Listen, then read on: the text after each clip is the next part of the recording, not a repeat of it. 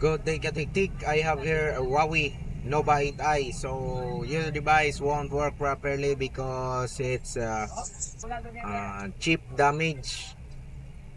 Chip damage po Nova 8i. So how to fix chip damage Huawei Nova 8i? So first you need to remove the back cover and remove the all screw because we need to test point in order to fix the chip damage of Nova 8i. So while waiting, you can subscribe and like my video, Katiktik, in order for more updates to my tutorial. So after remove this, I'm gonna show you how to test point or just use the tweezer to connect the 2 points to make it connected to the computer.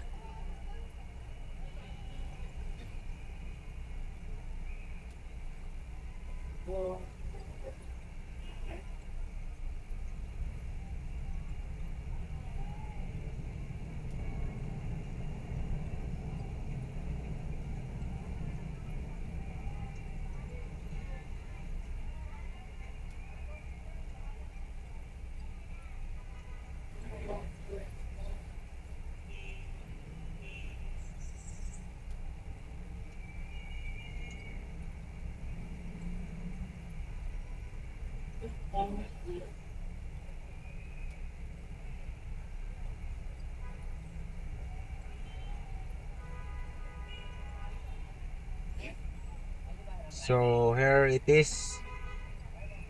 So first disconnect the two connector of battery. Disconnect this and then use tweezer to test point. Here is the two circles in the board you connect. Just use two tweezer. Here is the test point of this Nova 8i. And then open our tool, the Cheetah tool. So we need to open the tool and then go to into the Qualcomm. Later I'm gonna show you how to. So here we gonna select Qualcomm and then click service, then choose Huawei. Choose Huawei and then find the Nova 8i. So my phone is a single SIM. So you can check your phone if it is a single SIM or dual SIM. So this is NIN-L22. The model number of this unit I'm working is NIN-L22. But here in the tool we gonna select the single SIM NIN-LX2. Here NIN-LX2. So after select, we need to connect our phone. We need to test point and then click the repair chip damage.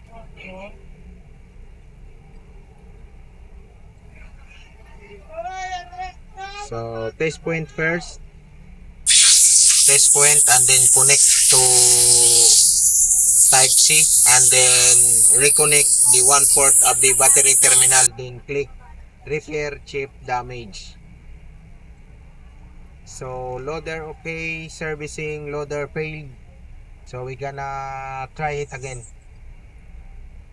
We're gonna try. So test point first.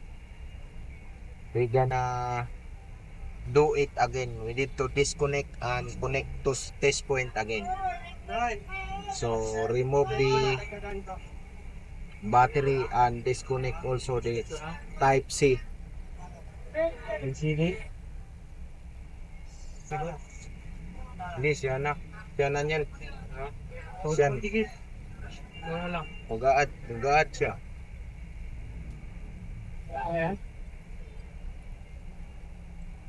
So remove again the battery terminal and then disconnect again the type C data.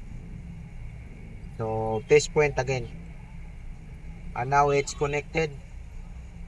So we're gonna cancel this.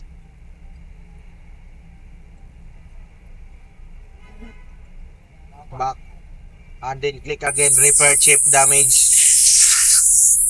So as you can see, our tool now is loading, calculating chip data. Reboot okay.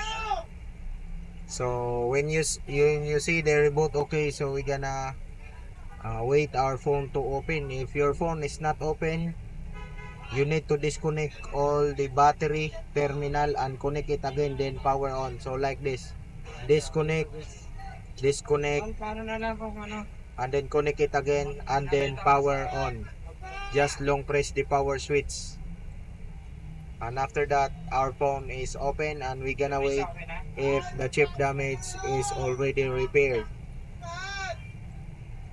So it takes 2 to 5 minutes to make your phone open, and then after open, you're gonna set up your phone.